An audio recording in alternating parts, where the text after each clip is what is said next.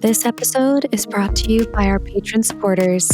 Today's patron of the day is William. It's cutting you out too much because of the noise cancellation thing. You'd have to turn up the sensitivity. I like your NPR voice more than do you know what I mean? I think that was your best whisper voice. The NPR one? Yeah. I don't remember. Patrons get the show always ad-free, and now I feel like I'm thinking about it too much. I have to listen to how I did it. Welcome to all right, just try it. Just do whatever. Patrons get the show always ad-free and access to the extended episode with bonus content. If you don't want to miss all of that, go to patreon.com/calltheline. This week's bonus show will be a day late. We're going to be doing the movie review of the Netflix Balloon Boy documentary. We all, I think, remember Balloon Boy. I think that was back in 2006, maybe 2009. It was a while back. I remember I was in Wyoming at the time. Literally 40 minutes from where this thing took place in Fort Collins, and thought about going I should drive down there. I didn't, but I thought about it. Anyway, we're going to talk about that on the bonus show, which we'll release separately. Probably tomorrow. We'll record it at least tomorrow. But as for today, let's make this piece of shiz. That's not the right one. There we go. Jimmy's problem is that he just clicked without looking very well. Honestly, I could do better. Y'all could do better, but you're here. You're not watching any of them better. Actually, I'm going to tell you, as far as podcasts, which match actually my sort of beliefs, and I don't mean this in a very narrow way of so-and-so is 99%, but we just disagree on this one thing. There's actually not a lot of podcasts that I would say there's enough overlap that I wouldn't in most stories disagree with. Now, I do listen to a lot of podcasts that I don't agree with the people on a lot of stuff, and a lot of liberal podcasts even, Pod Save America is pretty liberal. What's the one? Pivot with Scott Galloway, who's an economist, Zionist. It's funny because there are elements of him that I actually do like very much, but then he has these other parts of him where I'm just you capitalist scum. But yeah, there's actually not a lot of I don't know. I don't even know what category to put us in. Certainly leftist, but nice people. We're not mean leftists. Anyway, this is The Line of the Podcast. I'm Jimmy Snow. I'm Alyssa Loop. It is July 25th, 2025, which you should, maybe with your phone or whatever you're connected to, go listen to yourself in the intro of I was thinking that. Quick. Okay. Yeah. And before I do that, I have to say the timing of this could not be more hilarious because I was with my boyfriend last week, which is why my background was different. And we were laying down, just yapping. We got ready for bed. We were getting all snuggled up. And he looks at me, I was telling some story, and he looks at me and he's like, I don't know how to say this without sounding mean. And I was like, just say it. And he goes, do you ever whisper? And I was like, are you telling me I'm loud? So the fact that we're now talking about... I thought you over-whispered trying to do it again this week. And I'm did. No, I what you did last much. week is what I would call your whisper ASMR voice. Yeah. Because you don't want to lose... You know who has a good whisper? Also, similarly, I think to you... I mean, it's different voice, but has a good whisper. I'll never tell him this to his face because fuck this guy. But Forrest Valkai, he can keep when he whispers his baritone. For me, mine turns to scratchy nonsense. His baritone almost increases a little bit. So it'll have a very, very solid, I can't do it at all, a very solid baritone behind it all. And I'm like, bro, I just can't do it. I can't do what he can do. I don't know how long I could do a whisper, honestly. I'm trying to see. Yeah, actual whispering sucks. It doesn't feel good for anybody involved. Wait, does this come through? Can you hear this? No. Okay, good. I just want to see. You talk while I find this. Yeah, was it at the beginning? I think it's when we do the actual intro. Do you know what I'm saying? After the... Yeah, it starts at about a minute 20 in. Yeah, you go, should we do this NPR style? I just liked it. I liked it last week. I was like, oh, I'm getting I think if you're going to whisper, you don't actually need to whisper. You just kind of have to get low and close because this is what I would call my whisper ASMR voice. It's not very good, but it's what I would call that. But me actually whispering sounds like nails on a chalkboard. There's like a second tone underneath as though I've been smoking my whole life and am battling emphysema. So it wasn't a whisper, which makes sense because they don't whisper on NPR. Yeah. But they do have this very sort of, welcome to The Line Has a Podcast. Very soft. Very soft. I like it a lot. You might have to crank your sensitivity of your mic up a little when you do it. Is this better? Do I sound? Also, we probably have to turn off the auto features or whatever. We're going to have to figure out how to sound isolate everything perfectly. I love it. It's going to be so fun. Do we share what the plan is? No. No. Okay. Because here's the thing is if you share a plan like that, people start looking for you to fulfill it. And we both might give up on the whole thing. No, you're so right. We don't want to commit. What's it called? What's the one with the chickens and the roosting and the hatching? Yeah. You know what I'm talking about. Counting the chickens before they hatch. That's the one. Something like that. Hey, look, I'm even guilty of this. I don't know if LineCon Online Live can actually happen twice a month because I'm realizing it's a bigger undertaking than I initially thought of. So at first it's probably going to be once a month. And I'm people are going to be like, didn't he say twice a month? And I only said it to a few people. So, the internet. And so it doesn't matter. No one listens to the podcast, right? LineCon Online Live, by the way, coming starting next month to our patrons first. As well as the active live participation will be a patron exclusive. So you want to go to patreon.com/calltheline if you want to support The Line and our little guest collaborations lecture series that we're going to be doing. July 25th. My goodness. I don't know where I want to start. Do we want to start with Candace Owens getting sued by the president of France, the Macrons? I haven't seen this. Okay, so I'll just also give some context. While I was away, I wasn't on vacation, but I was a little bit checked out. I showed up for the things I had to show up for and nothing else. So I don't know about this. Tell me about the Candace Owens. Why is she getting sued? We could go there. We could talk about the episode of South Park that came out last night because that was wild. Did you watch it? Oh yeah.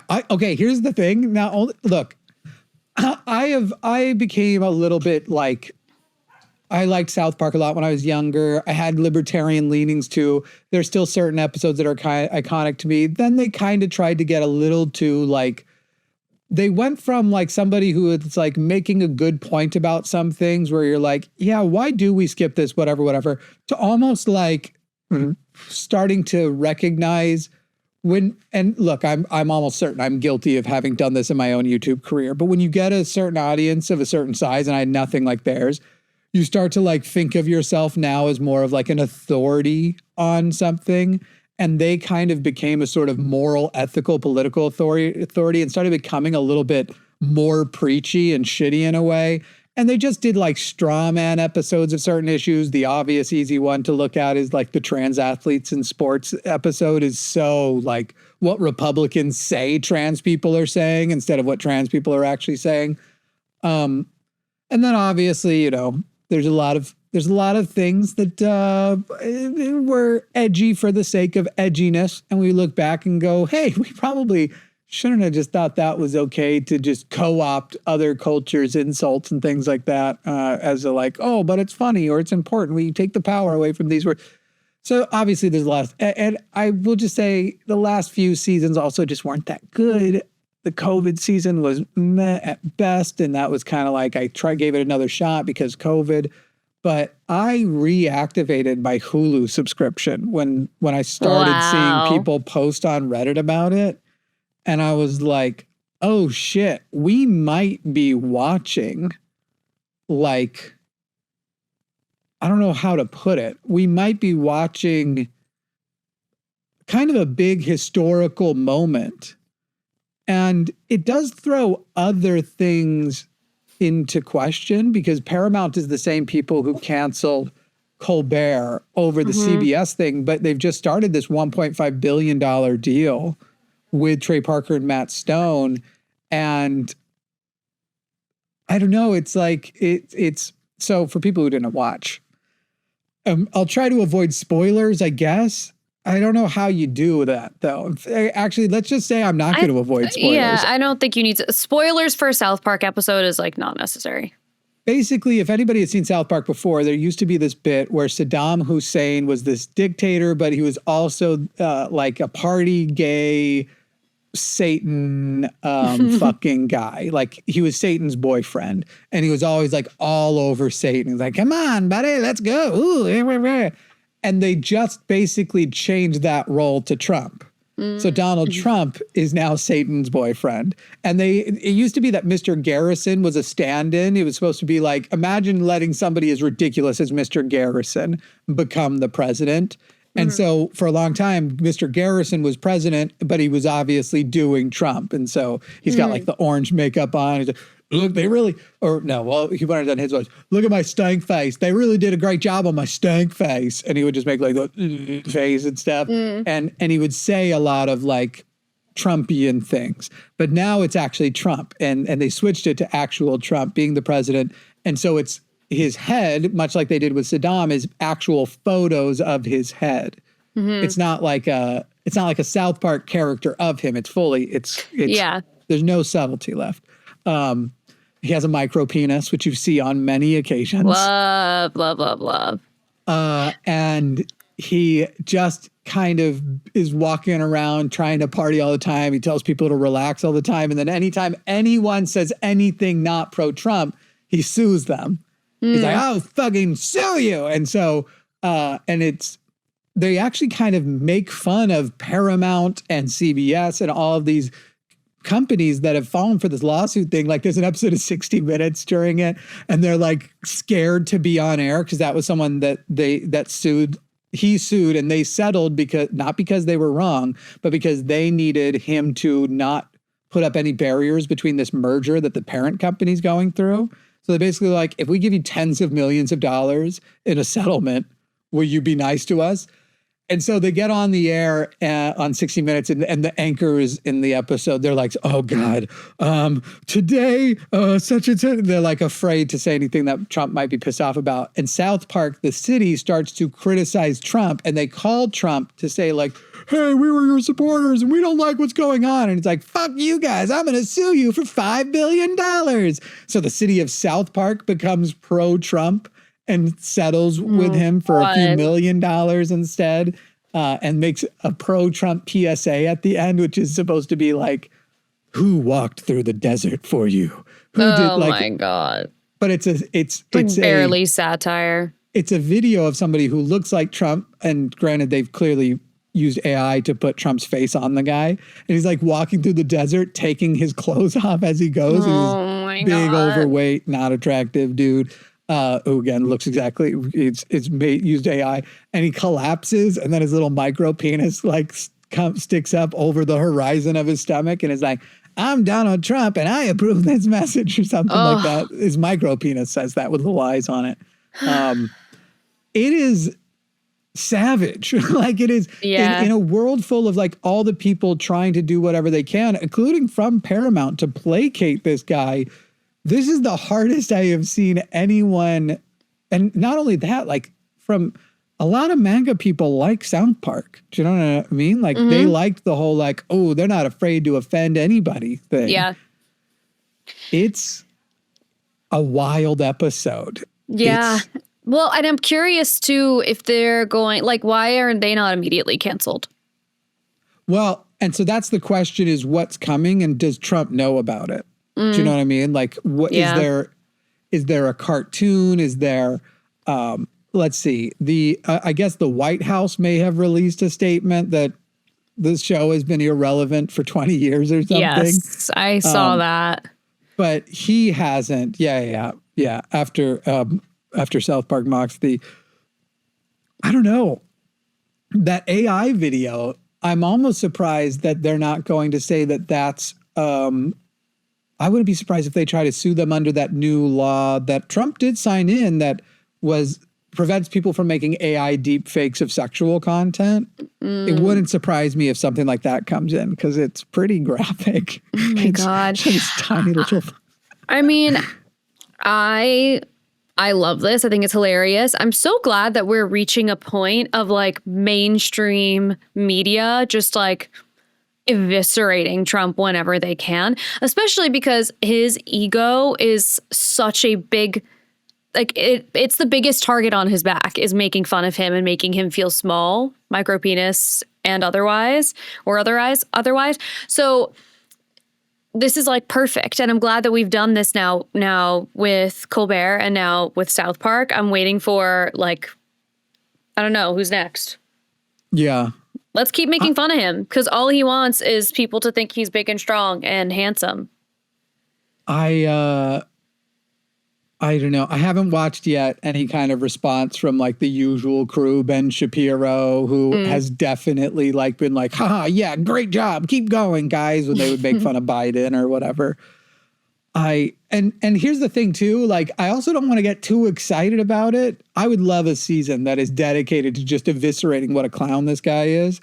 But when you think about the kinds of guys they are fully capable of seeing everybody be like, oh my God, hilarious. We love you. This is great. Blah, blah, blah, blah, blah. And then next week, taking that audience that's like praising them and try to piss them off. Do you know what I mean? Where they're like, oh, no. Fuck off, guys. Now here's something that you guys have just basically rallied behind us. And we're going to show you what a dumb idea that is by doing an episode on things that you're going to hate too. I don't know. All I know is probably the best episode they've made in years. I can't wait to watch it. Pretty much funny from the beginning to the end. Sorry for spoiling so much of it for you. And I want Donald Trump to respond. Like the number of portraits they had on the walls too of him naked with a micro penis. It was just, yeah, I don't know. I want Trump to respond and be like, actually, my penis is exactly 8 inches. And we have this documented in a White House report. And everyone says that it is. And it's the best penis that anyone's ever seen. And it's definitely not a micro penis. And that's just fake news lies. Like I want him to like double down on the micro penis of it all. I would like him to be like, well, even in her book, Stormy said it was more like a toadstool. And toadstools, they can be, not great, but they're not terrible. It's not a micro. It's just a very small. That's what I'd be. Anyway. It's all right. What else is going on? Did you see the clip? I don't know if it came out today, but I saw it today of Trump and the Fed chair at like this headquarters project that they're working on. Did you see that clip? I literally just saw it on the news I was eating dinner. Fed chair doing what? Him and Trump were at a construction project for headquarters, I think. Yeah. And the two of them are standing next to each other, and Trump starts talking about how there's like a $3.2 million building, and the guy next to him is just like shaking his head, and he's like, no, there's not. And then Trump takes out this piece of paper he literally looks like an old man who has no idea what's going on, which is the truth. He takes out this like folded up piece of paper from inside his suit jacket, and he's like, see, it's right here. This is where, and it's like, you could see like what's highlighted and tabbed. And I'm like, oh my God, this man has no idea what the fuck is going on. And then the Fed chair is like, yeah, that project was built 5 years ago. So no, that is not a part of the budget for this. And it was just so humbling and hilarious. But I highlighted. That could it be because I grabbed a Sharpie. You remember me with the Sharpie when that hurricane was coming in. Do you remember when he manually drew in with Sharpie more of where the hurricane might go? Yes. You're like, why did that happen? Dumb? Because there was some political reason why he wanted that area to be worried or something. And he drew it on manually. And it was just like, I was impressed with the roundness. There was no squiggle to his Sharpie. He had that man can Sharpie, he really can. One thing about him, he can Sharpie the hell out of anything. I know that's what he prefers to sign as much stuff as possible in his Sharpies. He likes and look, whose signature doesn't look better big with a Sharpie? Yeah. Mine certainly does. thick inky Sharpie. Why not? Probably when he draws a sketch of like his his name is pubes. I'll bet you it looks better in Sharpie. I'll bet you. I bet. I can't confirm, but I would assume. That sounds right to me. The fact that we aren't hearing about that lawsuit every day, like I know it's allegedly going to happen. The fact that they're not continuing to talk about it and attack. Anytime they know they're going to come up good, they attack for a while on that shit. If that thing wasn't, first of all, we already kind of knew it had to be authenticated because Rupert Murdoch, Fox News' owner, was not going to put that out if it wasn't like confidence 100%. Level 99.99% that this is true. Okay. So it was already real, but I feel like he has added to the evidence of it being real by just not responding, at like not continuing to be, it was fake, blah, blah, blah, blah, blah. You're over there at the wall, the very nasty people over there. We're going to be taking a look at their licenses, seeing if we can, blah, blah, blah, blah, blah. He did like the very little coverage of it and has just left it. Maybe it's tactical, not because he thought of it. Maybe somebody came to him and was like, hey, if you bring that up, you're technically talking about Epstein. So maybe don't bring that up. Yeah. I mean, I also, the irony of Trump denying all of the Epstein stuff, like trying to like brush it under the rug, while also having a law blocked to require priests to report sexual abuse. Yeah. Like, that's child sexual abuse. I need to be specific. It's like even in their day-to-day actions being so wildly hypocritical, like how could anyone be like, he's definitely not a part of it? I'm like, literally all roads lead to Trump being involved. There's so much of this now, like these little pieces of evidence or clues or whatever. You would have to honestly be the dumbest person alive to look at all of this and be like, and probably not a part of it. I'm like, oh my God. But I don't even think his people believe that. I think we take a break here, and when we come back, we talk about some of what I find to be the most interesting news. Oh boy. Well, there was a tape, I guess, redug up of an old Jeffrey Epstein deposition where he is asked whether or not Donald Trump and him were ever basically partying in the presence of women under the age of 18. Girls. And the answer will not surprise you. But, well, I guess it will. It's an interesting thing. And we'll talk about many more things like the Candace Owens Macron lawsuit that's happening, and maybe Ozzy Osbourne dying, though, since he died, I found out he was kind of a scumbag. So, take that how you're going to take it. We'll be right back. This episode is brought to you by the amazing people on patreon.com/calltheline, where you can get the show ad-free and you get the extended episodes where we do bonus shows, which is most of the time. Head over to patreon.com/calltheline and sign up today. Would you like to be one of the cool people who can I feel like there's already people furiously typing, put up or shut up on the Ozzy Osbourne thing. And I think we have to start there, right? Ozzy Osbourne. Okay. Died.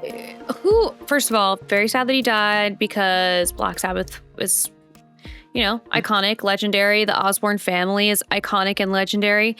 And if you think for a moment in fucking time, the lead singer of Black Sabbath, one of the biggest like metal and rock bands to ever exist, if you really think he was a good person through all of that, then I don't know. I don't feel like that disqualifies. I raise you one Ronnie James Dio. Who's Ronnie James Dio? Dio? Ronnie James Dio. What did he? Oh.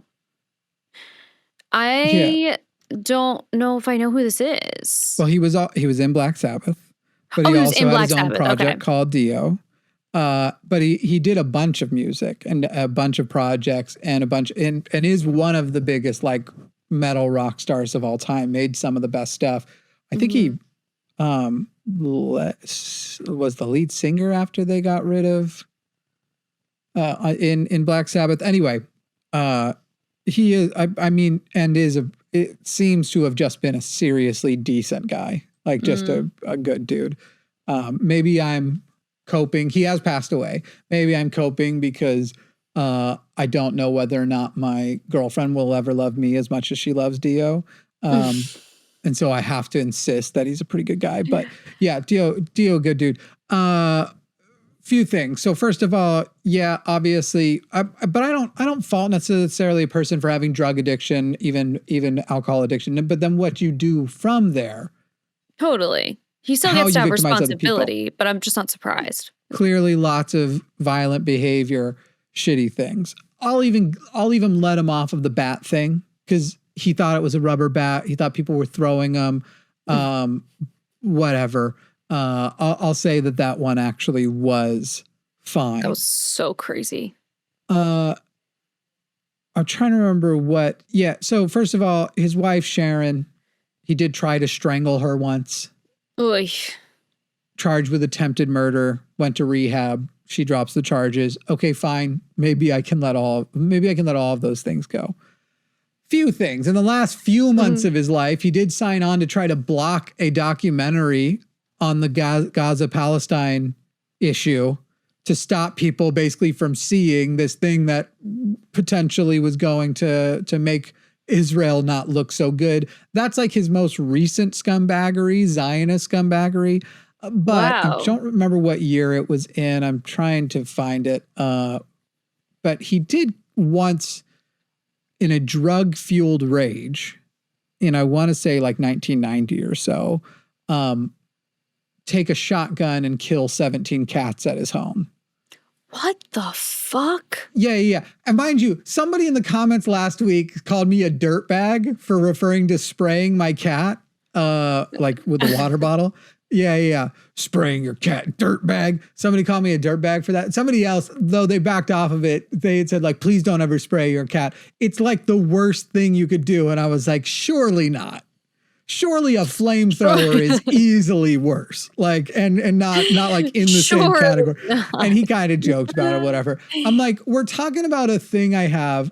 I'm like, y'all who are acting, people have the dumbest opinions on it. I'm like, yeah, look, if he gets up somewhere that I can't reach him and is in somewhere dangerous or whatever, and it's immediately needs to be done, I'm sorry. I'm going to get his butt slightly damp to deter him from, by the way, by starting that as soon as he moved in, it's completely worked. I have cameras. I can prove it. People are like, it's temporary. It doesn't work and it breaks the trust. I'm like, first of all, he's become so fucking needy, will not leave me alone. Shit. I'll put a marker. My girlfriend where do we put the marker in? I gotta edit that out again. My girlfriend went out of town, and in the days that she was gone, he became so attached to me, so needy cuddly and stuff. And now it's so annoying. I wish, honestly, they were like, he's going to resent you. And not when I'm like, fucking, can you promise? Promise me? But mostly used it to keep him off of these very high up. We have extra tall ceilings here. He kept going up on top of the fridge and then up on top of the cabinets, which we also just don't want him on the fridge. And only like within 3 days broke that completely out of him because he associated, as soon as I go up there, someone's going to come and get my butt slightly damp. And it has completely worked. Someone's going to get my butt slightly necessary for. Now, for the most part, when he does something bad, if he's doing something bad, I just get him and move him to something good. If he's scratching, or if he's like trying to sharpen his nails in the wrong spot, just grab him, take him to a scratcher or whatever. Not that I don't, but if little boy's being a little dick, will I be like, no, you fucking asshole? Yeah. We all have our moments. We can't parent perfectly all the time. I figured out what his thing is where he'll hiss at me randomly. Did I tell you about that the other day? No. We were just passing each other in the hall and he just got, and I was like, the fuck is this? But it was because I had just done something with the dog, which he still hasn't. He's grown accustomed to the dog being in the same space as him. And sometimes he'll walk up and go like sniff the dog's nose, but then hiss at him like he's trying to start a fight. Probably because I give Dexter access to the window. And he'd have to go lay with Dexter to look at look through the window if he wanted to. Anyway, it was because Dexter had just run through a head. I just told Dexter to go lay on his bed. And so I realized after it happened a couple more times that anytime I've just been interacting with Dexter, he'll hiss at me because he thinks Dexter's like coming too or something. I don't know. Enemy number one, Dexter. Yeah, he's kind of a jerk. He's really, he's a super affectionate jerk. My dog definitely has BPD. Okay, I said it. Oh my God. My cat has borderline personality disorder. Okay, also a super affectionate jerk is just all cats, I think. Yeah, they all have. Actually, I believe there was somebody who once wrote up a profile, was like, if cats were humans, we would diagnose them all with narcissistic personality disorder. So that's fun. What do you think dogs would be diagnosed with? Oh man. Like bipolar, I would say, but like where they're mostly manic. It's like nonstop mania and then occasional depression when they're like, boom, I have to lay down when it's playtime. Like, yeah. It's so funny because when I lived in an apartment, there was reasons to kennel Dexter more often, but for the most part, I like Dexter to not. Dexter spends maybe an hour a week in the kennel now. And that's like total, like cumulative, like, hey, this whatever's going to happen. Maybe a repair person's coming over or whatever. And so, but back then there was more occasion for like in the apartment, he wasn't well trained, especially at first. And so it basically was like if I'm just not able to keep an eye on you, you probably have to be in the kennel. Now he like sleeps next to me. He's got his own bed next to me because otherwise he gets too much in my face or he gets too hot these summers. He can come up on the bed during the winter, not during the summer. Anyway, and he had a way of like looking sad or being sad when he was kenneled. And now because he's not kenneled anymore, he takes it like to the next thing where he's like, I'm going to do the same sad face, but now like when you walk away from scratching my tummy on my bed or something. He's like, oh, because why the worst thing ever, I'm gonna die. Because go back. Both of my dogs are looking at me because they know this is the voice that I would be giving to them if I wanted to talk to them. Yeah. Yeah. Now they're going to make noises though. So cute. They're No, one of them vocals, left. Vocalizing. One of them left. Bonnie is still here. And she always will be. That's anyway, what she does. Ozzy massacred 17 cats with a shotgun. Yeah, that's I'm sorry. fucking crazy. Also, there's something that you can take from, I haven't watched much, but recently watched a couple episodes of The Osbournes, that reality show, because it was another thing that girlfriend quotes kind of often. And I was like, wow, really? Yeah. And so I went and I looked it up, or I watched a couple episodes with her and I was like, already I can see that they are dysfunctional. Already I know the crazy kinds of things that have come out of Sharon, and I think her name is Kelly Osbourne's mouth because of The View. But they clearly are not actually showing what the parenting looks like, because these kids are fucking horrible people. These are bad people kids. Like the one kid, the boy, I would not be surprised he ends up being a serial killer one day. Like he is the kind of. I didn't watch the show, so I don't know what they were doing. And you can parents a lot of times want to be like, well, I did my best and they turned out like shit. And it's like most of the time, 95% of the time the kids turn out like shit. It's the parents' problem, like fault. Like you did the bad job. And maybe it was your best. Maybe it was like, hey, look, that could be true, but I only did so bad because I had no one to help me. And I basically couldn't be present because I was always working and then always exhausted or whatever. Though a little bit goes a long way with a lot of people. And I don't know. I read a statistic recently that fascinated me. You know how like there's the whole thing, people are like, children of one parent homes are more likely to be criminals and they're more likely to be you know what I'm saying? Like where it's like and single mothers tend to have children that are like, I'm very interested to see them do follow-up studies on, it turns out that the one parent home stuff really only applies to guys. Do you know that? Oh, interesting. Girls who grew up in one parent homes tend to turn out just fine. Like the stats where it changes, where like there's a lot more, and I've always said like, look, It doesn't mean you should force everyone into, and you shouldn't force people to be in relationships they don't want to be in. And you shouldn't say only heterosexual relationships. But clearly, there's advantages to two-person relationships, let alone two-parent. Of course, there's going to be advantages to like having two-parent homes. Of course there is. Right. Doesn't mean it has to be in the form of the nuclear family or anything else, but of course. But people are born with different advantages and different disadvantages. Some people are going to get that, some people aren't. That's not the hard part. But then to see like that, like the differences, there are such vast differences, and that for the most part, the advantages you get from being in a two-parent home are more well absorbed. And I'm just fascinated by what the cause is. And here's my best soy boy feminist argument for what it is. Most girls are already in one-parent homes because most dads are hands-off parents to their daughters. Period. Is that possible? What do you think of that hypothesis? I like the hypothesis. I think that's fair. I mean, like I'll be anecdotal for a moment. I was in the car with my dad. He picked me up from the airport and I hadn't seen him in literally 5 days, and I was across the country and we said like 4 things to each other the whole way.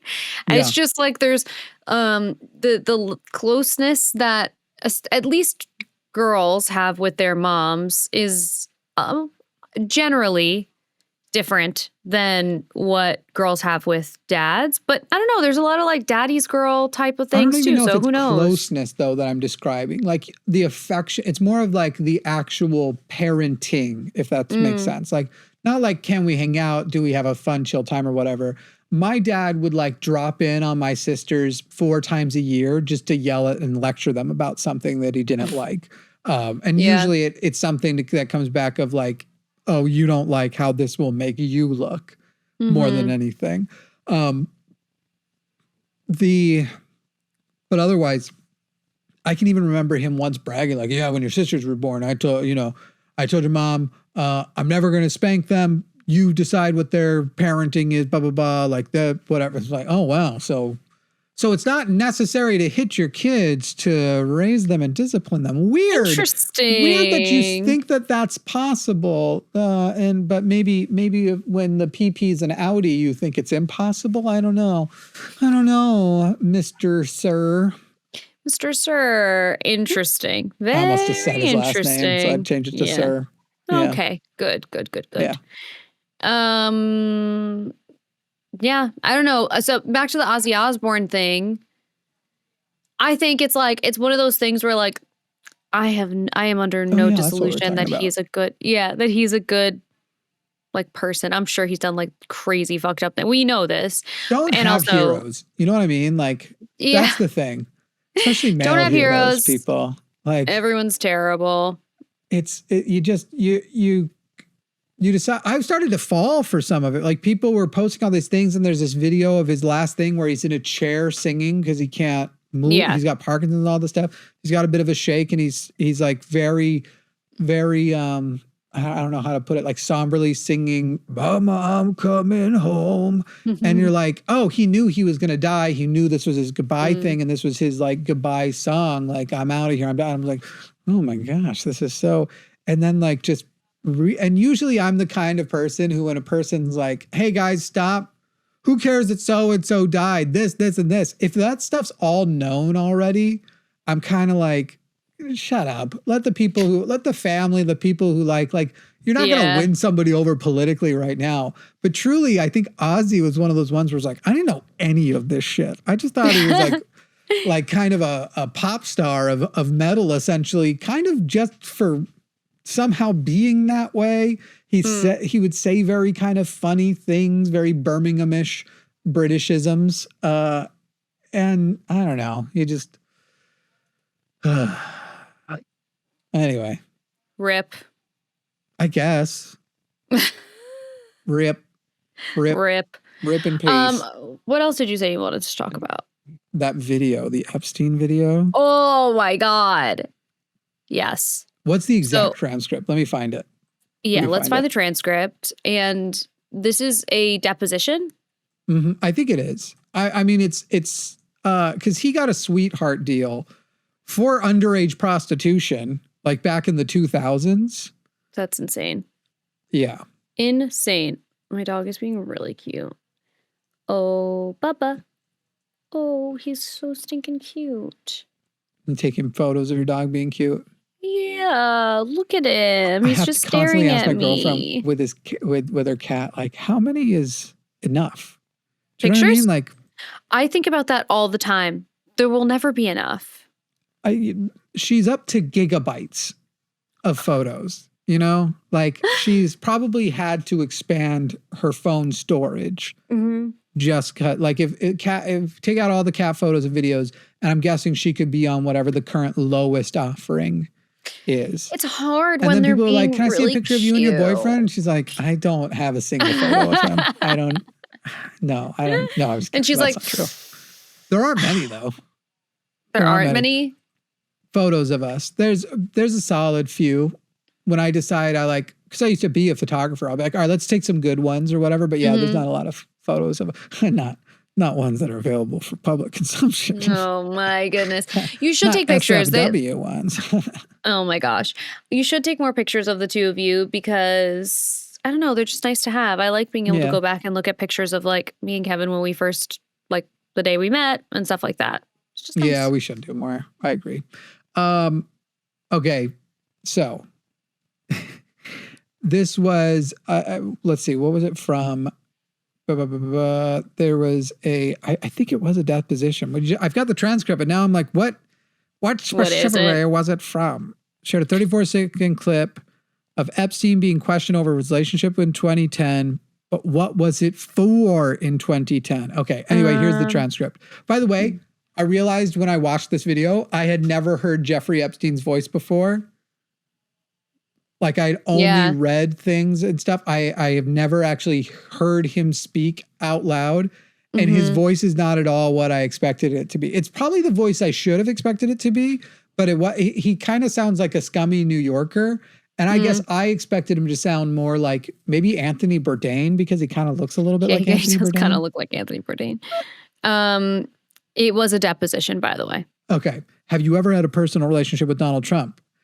Epstein asks for clarification. Lawyer says, have you socialized with him? Epstein replies, yes, sir.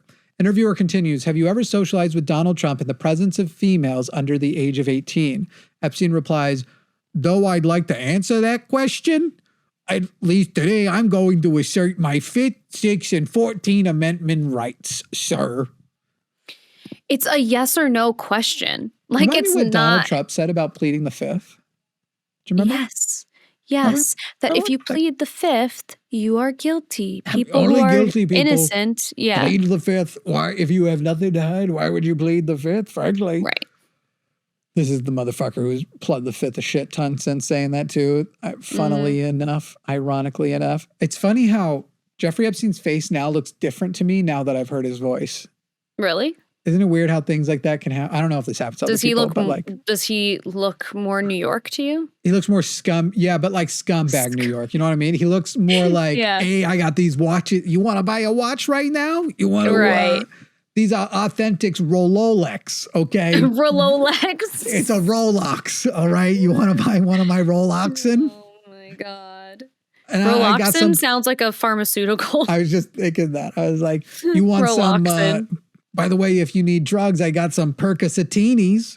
You know, a little Percocet, a little martini. It's a Percocetini. What do you need? Rolex. And I became Trump by the end of that impression. Did you hear it? I did. I heard it. What do you need? Yeah. Frankly. What do you need?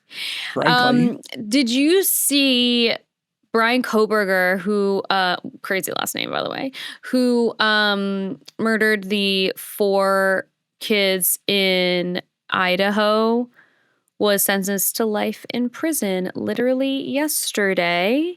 And there were crazy stab wounds on 2 of the 4 students, the girls, Kaylee and I can't remember the other one's name. And I was watching it. First of all, do you ever feel like, I'm curious because you're so like reasonable. Yeah. Do you ever watch people who are like serial killers and feel like their eyes look different? Yeah, they look dead. They look like dead. Right? Like people okay, so first of all, I've watched people die. And this is not me talking about being a serial killer. It's like people die because I've been in the room as people with, in the case of a couple of old family members, or in the case, a couple of cases of years ago, I ended up becoming friends with a lot of people who had like stage 4 cancers and stuff as a part of a thing I was doing. And friends of mine died and I was present for at least a couple. Kind of like there is this, people have described like the light goes out behind the eyes, right? There is something to it where the eyes relax in a way where you're like, oh shit, that's what people are talking about. Yeah. Brian Kohberger's lights are not there. They're already gone. He's already, like, he is dead behind the eyes. Ugh. Which it's this weird thing where you're like, you obviously, like, you have murdered these people. You have to be, I'm not for the death penalty, but some people I'm like, yeah, just gotta put them down. You know, it's like, I don't think we should give the government the power to decide which of its citizens it kills, right? I don't. Yeah. I think we already to some degree do that too much, not outside of the prison system. I don't think we should literally give them that ability. But however, will I put money in the commissary of anybody who takes care of them? Okay, I can't say that. I don't think I'm allowed to say something like that. Also, the person who would take you up on it would be like, if you put that out, like, I will put $10,000 in the commissary account of anybody who, then you find out it's like, all right, thanks, I'll do it. And they killed like, the person who did it killed like 30 9-year-olds or something. You're like, all right, well, 20,000 of the guy who takes out that guy. Like, now we just started, it's all bad. And there goes our life savings. As though I have $30,000 in life savings. Oh God. Do you guys save money? Like, you think either money or we will exist 20 years from now? Oh 30, my God. In theory, I should retire in 30 years, right? I'll be 65 in 30 years. Mm-hmm. I mean, the way America's going, if it stayed on this path and everything didn't break down, people were like 50 years, they'd be like 85 is a good retirement age for you now.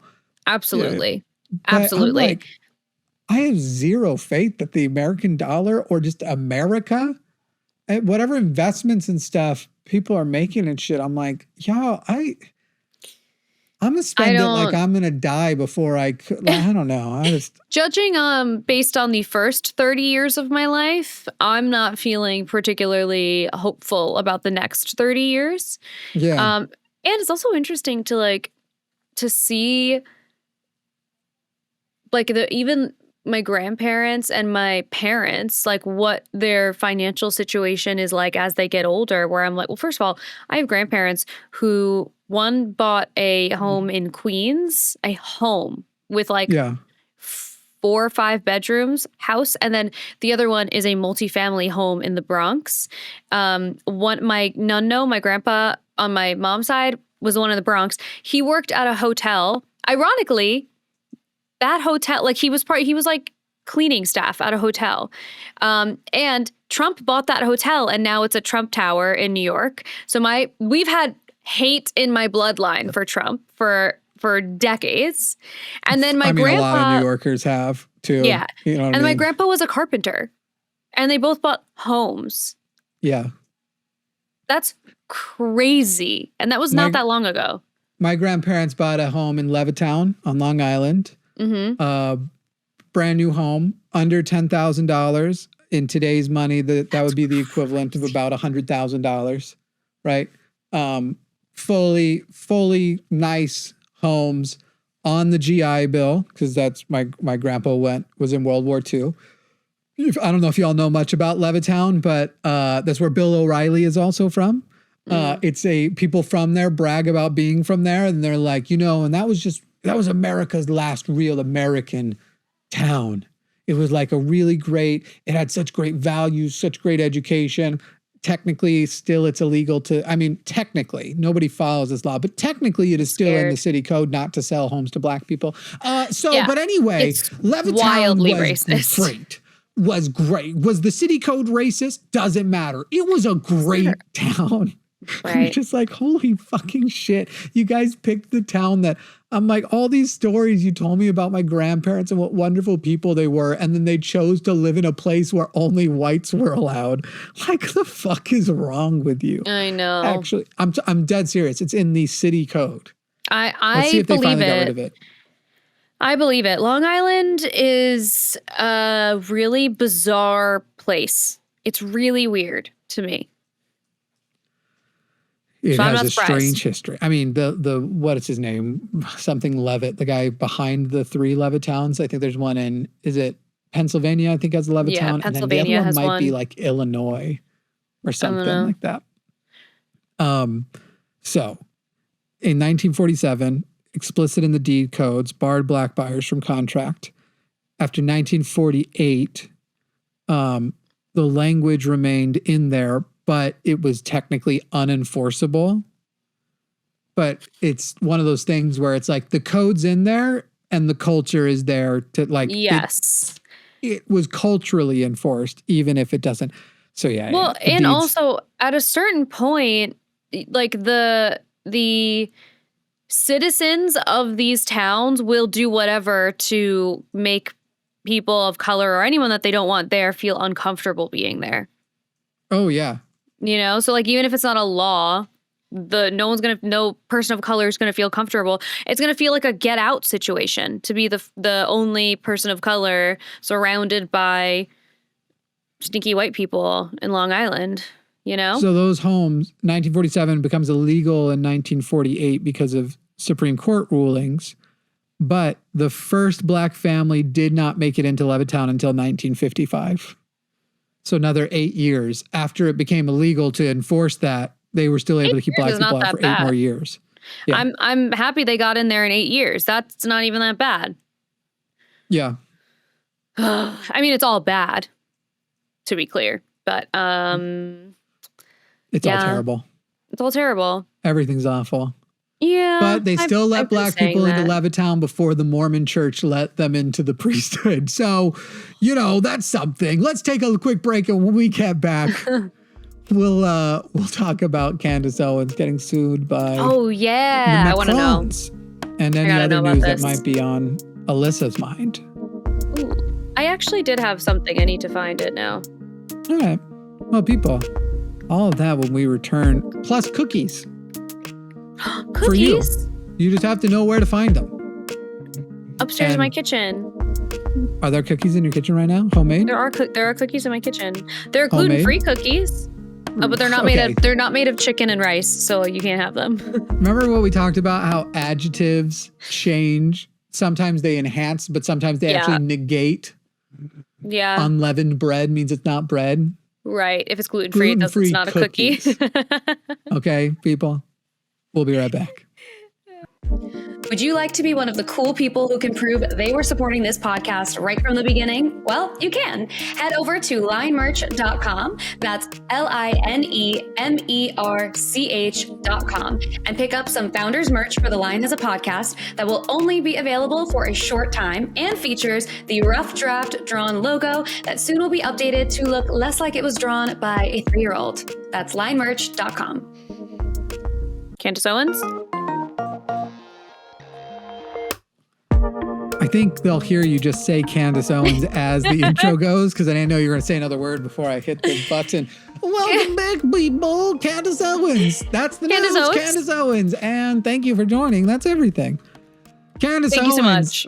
In a little bit of hot water, and her own side kind of being like, do not bring us into that shit. We already knew that was crazy. Candace Owens has for a long time, not just after, what is her name? Macron's wife, the one who hit him. Did you see that video, by the way? Did you see the No. video? Oh my God. A few weeks back. Okay, this is a little bit of a thing, but a few Whoa. weeks back, it was wild. They were getting off of a plane, and you could see Macron's like talking kind of intensely to somebody, and then you see somebody hit him like in the face, and he like comes back, and then he Oh sees my that God. everybody can see him through the door.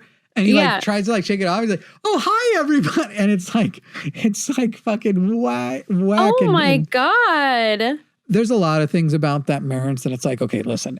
Okay, first of all, I hope Candace Owens also goes down, and she has been insisting that Bridget Macron is a man for a long time. And that but she also insists the same thing about Michelle and was like, send us this proof, send us this proof, send us this proof, blah, blah, blah, blah, blah, blah, blah. They actually have sent some of the proof of like photos of her when she was younger, when she was raising the kids, all this kind of stuff. And they just be like, nope, you're a man, you're a man, you're a man, you're a man. And so now the Macrons are suing her for these repeated claims that Bridget Macron was born male, hiding her true identity, has been pushing this conspiracy theory forever, created an 8-part podcast series called Becoming Bridget. What the fuck is wrong with her? Yeah. Why does she even care? Yeah. Why does she even care? And has been given I'm so glad much they're evidence suing her. That's to crazy. the other side. And so that lawsuit's been announced because they ran out of non-litigious. They actually tried to engage her and be like, here is the bullshit. Here's the bullshit. Here's the bullshit. Yeah. And they have, wow. So now I assume at some point it's literally just going to be like, all right, we're going to go to court. And I don't know that Bridget proving in some way that she's not a man is going to be a part of it or what, but they are going to show that she's completely ignored and not reported all of the proof that she has been given thus far. It's a wild and dark thing. Okay. But also Bridget Macron. I don't care. Okay. I gotta find out. I want to know where this is. I gotta find out some specific numbers. Yeah. I'll say I'm looking at pictures of her now and she's gorgeous. I don't see at all what Candace is talking about, but also why does she care? To make an 8-part series, babe, you're a fan. That's crazy. Yeah. 8 parts, 8 parts of like something she's definitely wrong about too. How do you have enough quote unquote evidence for something you're wrong on to make 8 parts of unless you're like just making it totally up? All right. Oh my God. When they got married, he was 29 years old. She was 54. I don't care about that. Wow. But a lot of people are surprised, like, wow, a 29-year-old man married a woman 24 years-ish. Obviously there's some rounding, but on the day they got married there, because what months are, but a 24-ish year difference. But at 29, you can marry a 90-year-old for as far as, and at that point, I'm probably more concerned you're trying to scam them than the other way around. You know what I mean? At 29, you are fully responsible. You can make your own things. But this one's kind of weird. There's more to it than this. And I almost am like, I don't know if this lawsuit is such a good idea because is there not going to now be more brought out about your personal relationship? Because while I don't mind a 29-year-old marrying a 54-year-old, that does kind of change depending on when you met and who you were to that individual. If you had to guess, where do you think they met?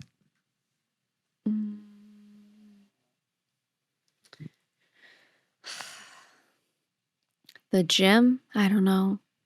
How old do you think he was when they met? I'm scared for the answer. If you tell me that they met in a high school, I'm going to lose my fucking mind. Not only did they meet in high school, but he was 15 years old. She was his teacher. No. And look, okay, here's the deal.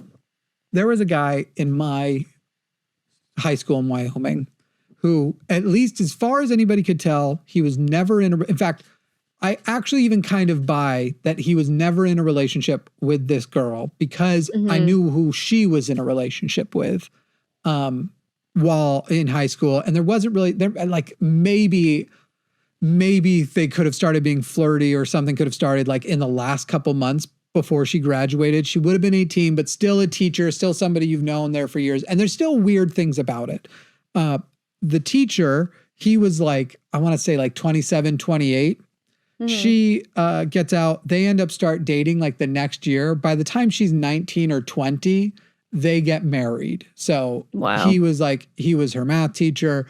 They didn't date. Probably nothing creepy happened actually in school.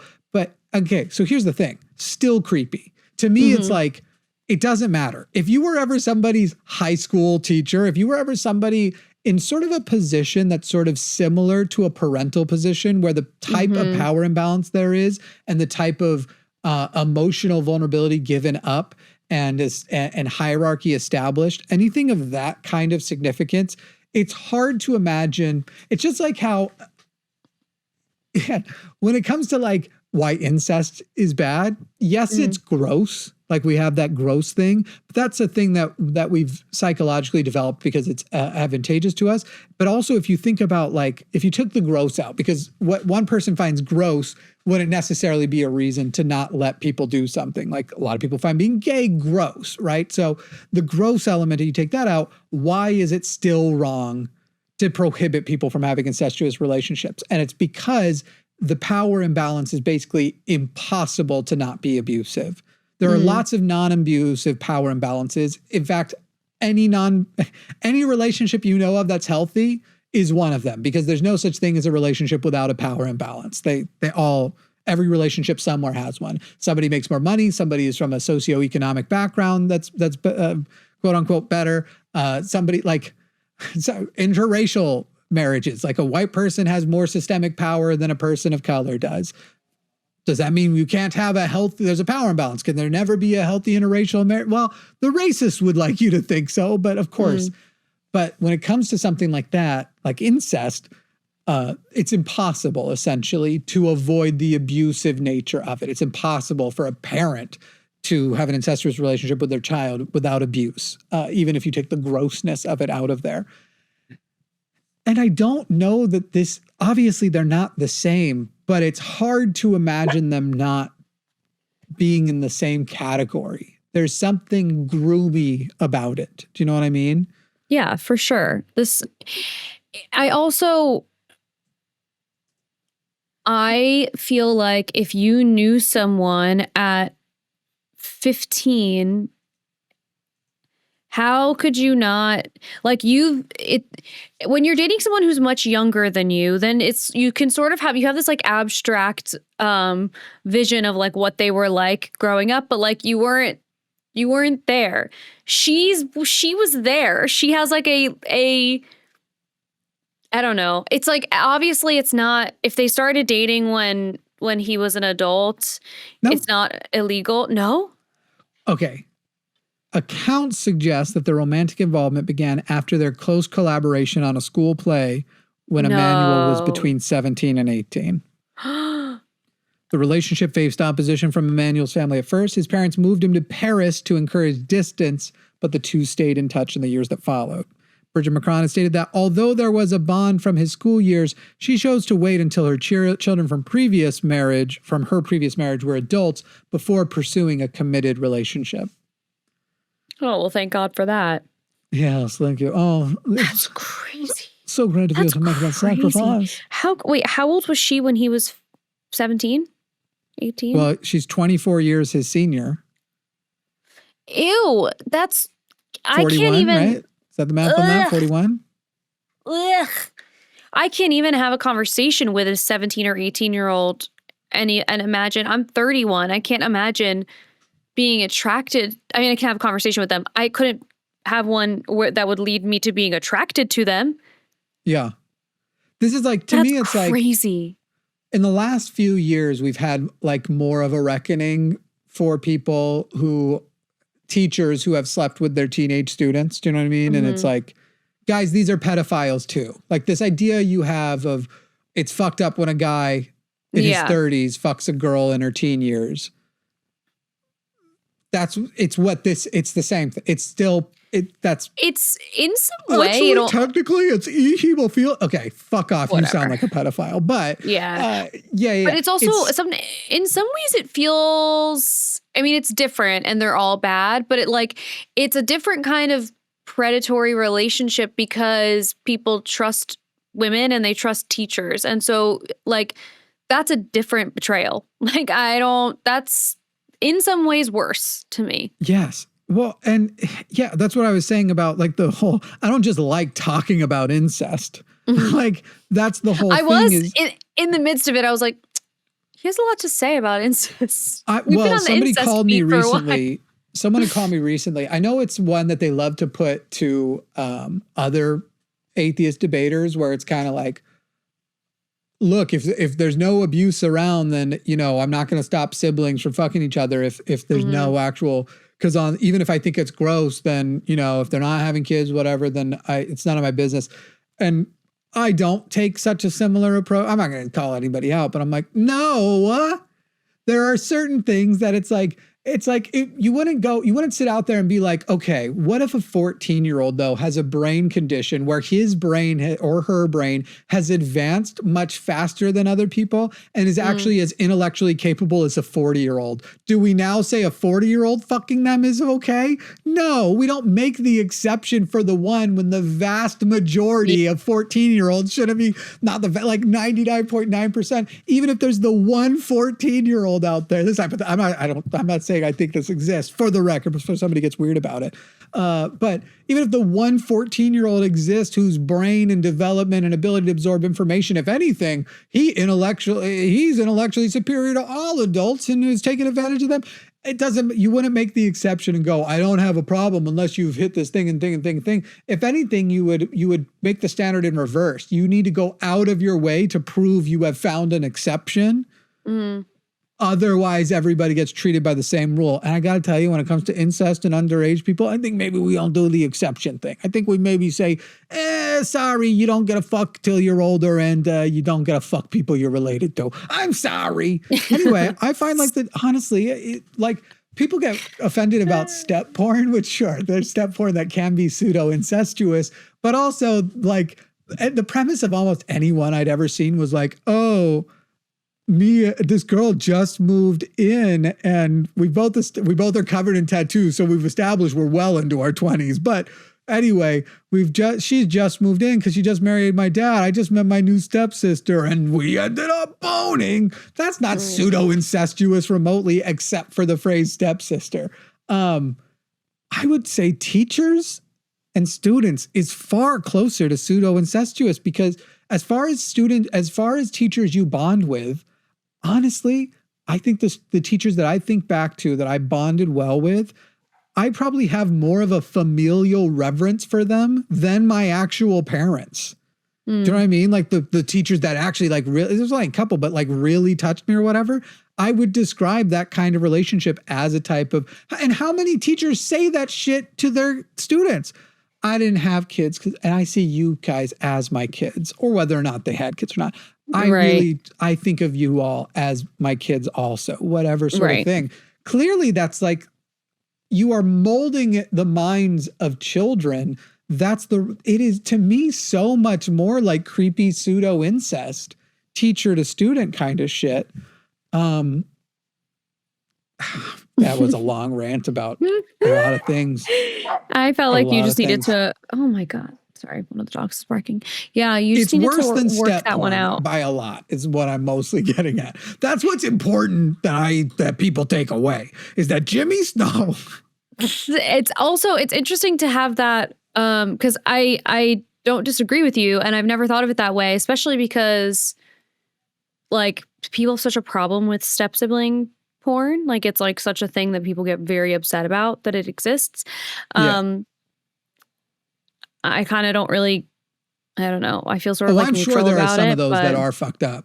In fact, I remember turning one off because one of them was like, come on, I used to see you naked when we bathed together as kids. And I was like, all right, nope, this is incestuous then. Yeah. Because it's like, even if you're not blood related, it's actually, when it comes to your siblings and even relationship parents, you have. Psychologically, it is who you are raised with. And if you do not develop an understanding, at minimum an understanding, but at optimally a feeling of repulsiveness to the thought of fucking the people you were raised with in that scenario, something has psychologically failed in you. There's like that mechanism exists in your brain for a good reason. Anyway, so anything like that, or like, I married your dad when you were a baby and changed your diapers. It's not a big deal. I don't know for a fact that line's in any. I just know that there are people who are actually into incest looking for a loophole. Yeah. And so, I don't know. I don't know if you're looking for that though. Do you even go to step porn? Because it's not like there's a shortage of just incest porn out there. I don't know. I hate this. I feel like if you are a person who like who I know that because of Reddit people. I don't know that because I went looking. I just want to point out. Sure. I'm in a lot of subreddits where we talk about a lot of the other fucked up shit that's on the internet. Okay. Oh my God. As I'm taking on my Jeffrey Epstein voice. I don't know why. I'd like to answer that question, but I'm going to plead the fifth. Because he's talking like a scumbag. That's why. Talking like a scumbag. You know, from my perspective, I'm always wanting to be sensitive towards the things that people are like sexually interested in, as long as it's a consensual and safe situation for everyone involved in real life. You know, but that's consensual and safe is the qualifier you just put on it. Right. But I'm cool with people like exploring the fantasy through porn or, you know, role playing with an actually like age appropriate, situationally appropriate partner. Because taboo is exciting and like our brains love novelty and, you know, but there's gotta be a limit. You know what I mean? I don't know. Part of me is like, does there need to be a limit if you are doing things under the full understanding that this is, it's like the same way I feel about like consensual non-consent. It's like the same thing where for some people they'd be like, surely there's a limit, but some people really enjoy it. I think you would have to engage psychiatrists on this. And I think it would depend on which category it falls in, because CNC, for example, what you just described, there's plenty of studies on like it being useful for therapy and it actually helping get people through certain things. Some people also just find it enjoyable because it's not, some part of them understands it isn't actually non-consensual, and that there's these elements to it. But the argument you just used, I am not saying you are therefore using this argument, you're not, is the argument that people use for like, well, then if CP, you know, I assume what that means, already exist, why not let pedos like Trump, allegedly, why not let them have access to that? Because it can't hurt anybody to make more of that. And that can like satiate them and like help them. And it's sort of like, as long as they're not hurting anybody new, this can, and that's like the argument, except for that it turns out, like with certain drugs, same thing with certain sexual things, it turns out that actually, if you introduce predators to that kind of content, they don't have the like, this is satiating thing. They do it first, and then it becomes not enough, more and more and more. And you actually increase the odds that they are going to victimize somebody one day by a lot. As soon as they've reached that stage, the like assurance they will eventually get to somebody, it becomes not enough. So things like CNC doesn't have that problem. So the question is, what does something like incest stuff come into? And I got to tell you, knowing the few people I've ever heard say like, dude, if I had a hot sister though, it would be impossible. And I'm like, I think fucking we should check your hard drive because of other things you've said before. I'm purely speculating here, but I'm going to bet that full-on incest stuff falls more in the category of it becomes less and less satisfying and more and more like I want to take it to the next level. Even amongst step stuff, having listened to Riley Reid and others give interviews about the fan mail they get about how I found this thing you did with your stepdad. So the stepdad seemed so hot. I'm going to show it to my stepdaughter and see what she thinks. Yeah, but I also, part of me anything with sexuality, it's so hard to draw like a straight line through. Like there have been studies on the connection between, people joining the priesthood and being pedophiles, and it's a chicken and the egg situation, and they still have not really figured out which one comes first. So I wonder if it's a similar thing with the step siblings situation. With the CP, however, I'm not as worried about the step parent stuff. I would say step parent porn is unethical. Step sibling stuff, especially like the way I presented. I was a fucking kid once. The idea that a hot girl who wanted to fuck me moved in that wasn't related to me, I wouldn't have cared if it was because my dad married their mom or whatever. It's like that. The idea of that being a fantasy makes total sense. Step parent porn is I would say in the more category of that's not probably okay. Well, it's tough because we don't have enough sex education. We don't have enough media literacy. Like we are not a community of people that can be trusted with things like that. Like in reality, if the content is made in the same way that I'm expecting the enacting the fantasy to be, which is safe and consensual, which CP, that would violate that prerequisite. Mhm. If the content is being made under that guideline, I don't feel particularly concerned about people doing this step parent, step sibling thing, because I think it is like, it's a fantasy. People want to like, whatever. I'm not saying put anybody in prison for it, but I definitely would like to see data on. Yeah, for sure. I think What about infidelity porn, for example? Is there data on, do people who consume infidelity porn tend to eventually commit infidelity? Does actually engaging in it build a place in the brain? Because we do know a lot of people develop a desire to do actions they see in porn. It's actually become like a problem amongst kids in general, where they're like, we are trying our hardest to stop getting kids to like film and make their own personal porn starting at such young ages, and to be doing the extreme things to their partners, usually the girls, that they're seeing in porn. So we already know emulating porn is not only a habit, but in that case, there's a thing that we're not describing anybody not consenting. We're not describing anybody doing anything necessarily illegal or as bad as CP, but clearly a problem behavior happening because of trying to emulate porn. But so my thought on that is, when people are watching porn and they're watching something like a girl getting choked, like a teenage boy watches porn, sees a girl get choked, think that that's appropriate to do without having a conversation ahead of time, because that's not included in porn, in like mainstream free porn. They don't know what's okay and what's not okay, because they're watching this person and they're like obviously enjoying it. We know like infidelity is wrong. We understand the boundaries in a relationship, and even in the infidelity, they understand like the taboo is they're doing something wrong. So I think it's kind of different, but I'm open to whatever. I always find research about sexuality and sex so challenging though, because we're so affected by our societal influence around sexuality, like many other things. But so I don't know, it's just so hard for me to wrap my mind around some of the research around it. But I'm looking I'd be curious to know. There is ongoing. So, and again, what we're talking about isn't necessarily, nothing am I describing like, so you must make step porn illegal. Incest porn arguably should be illegal.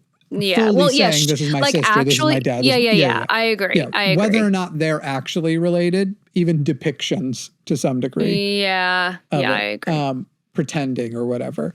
I guess maybe if there's like a huge disclaimer on the screen at the beginning, like this is not real, it's all whatever. Maybe that was one of the most impactful porn experiences I ever had, was when I watched a video that had not only a disclaimer in the beginning, because it was like, I don't remember what the category was, but it was like very like rough disclaimer in the beginning, and the two actors in the beginning sitting down with each other saying like, we are actors in a film. We have agreed to everything that you are going to see. Don't do these things at home without having like a loving conversation with whoever your partner is at that time. And I was like, wow, they should always do that. They should be required to do that, especially when you're sharing something that is like appears to be violent. Or something that goes beyond just like two people boning. Yeah. So just in a surface covered, grabbing a bunch of stuff using AI to kind of get a summary of them, it does look like there are statistical links and so far correlation. The causation actual like metric is hard to describe still, and it doesn't mean obviously that all people, but there's already a strong correlation for increased use of porn raises the chance of infidelity, and beyond that, infidelity porn itself even more significantly can be used as not quite a predictor, but is found to be very common amongst those who commit infidelity. Yeah. So it's kind of one of those things where it's like chicken or egg. Who knows? Clearly there are going to be people who like it purely as a fantasy, and there are going to be people who, and look, in scenarios like that, infidelity is scummy, but I wouldn't put anybody in prison for infidelity, right? Somebody cheats on somebody else. I'm not sending them to prison for that. So I'm probably not sending anybody for prison for making porn. Not probably. I wouldn't either for that. The question is when, again, we get into other things where it's like, is there a through line that the causation of people engaging in abuse is so high that where is the line where we should actually, here's the easiest way to put it. There's got to be several different lines. There is the line of like everything from here below is fine. And then you go up and it's like everything from here below, maybe you want to like account for your situation, make sure you're in a safe spot, whatever. And then, or here up.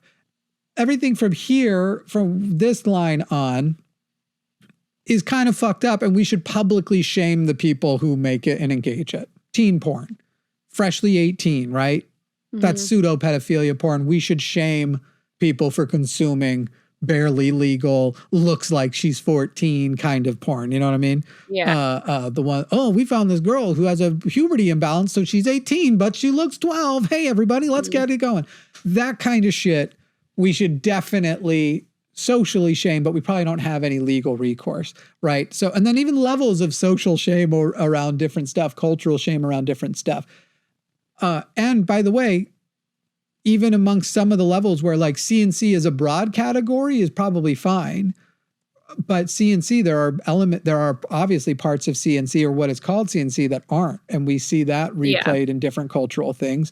I know that this was an issue with the different types of CNC content that was being made in Japan, and they actually did have to like restrict some things and pass some laws because of fucked up shit that was happening seemingly as a result.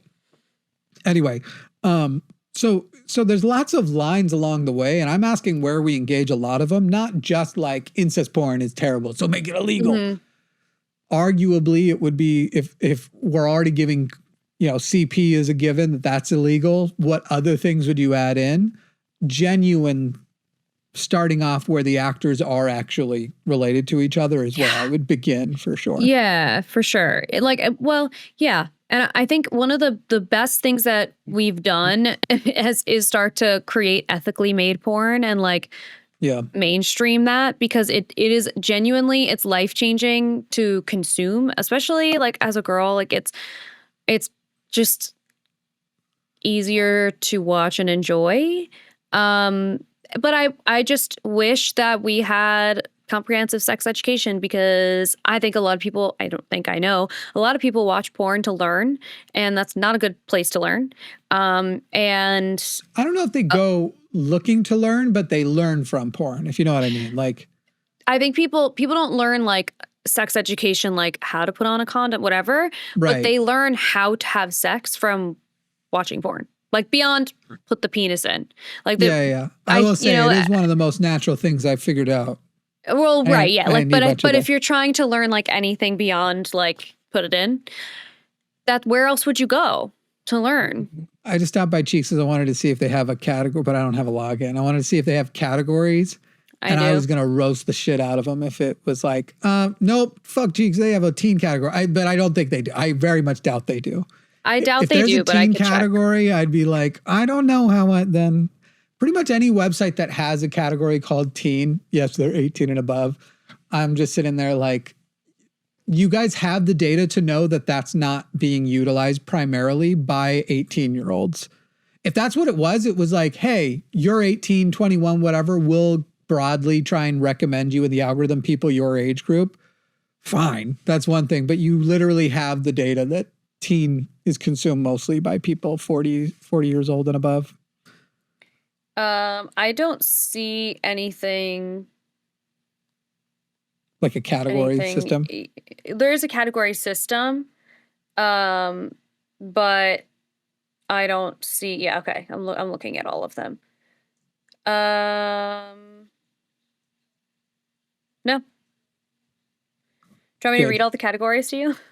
Yes, we'll make that the end, and don't forget to check out the bonus show that will be coming out in a day or two when we talk about the Balloon Boy documentary on Netflix. If you want to check that out, you are going to have to go to patreon.com patreon.com/call the line. That will be the bonus show, but it will come out on another day. All right, read me all the categories. Do you want me to? I feel like we're going to need to beep these out. I don't know. Penis and vulva. Blowjob. Duo. Word. Story. Intense. Eating out. Real couple. Fingering. Tattoos. Soft. Rough. Threesome. Anal. Kinky. Outdoor. POC performer. Hand job. Masturbation. Penis only. Cheeks original. Bisexual. Feature film. Group. Massage. Shorts. Body hair. In public. Bondage. Trans. Vulva only. Couple. Queer. Power play. Toys. And homemade. I know it's the industry, Good but timing. if I found out that they only allowed performers to be 21 and up, I would consider them a better platform than a lot of others. I'd say like independent platforms like OnlyFans and stuff. You're like, well, that's going to even still be more ethical because most of the money's going to the person and all that sort of stuff. But the fact that they don't have an age gate of porn, you shouldn't be able to make porn under 21. That's crazy. I agree. All right, people. Well, that's the show. Enjoy our hot porn takes. Yeah. They're not hot in the traditional way, but here we are. Goodbye. Goodbye. Sorry. That was so funny.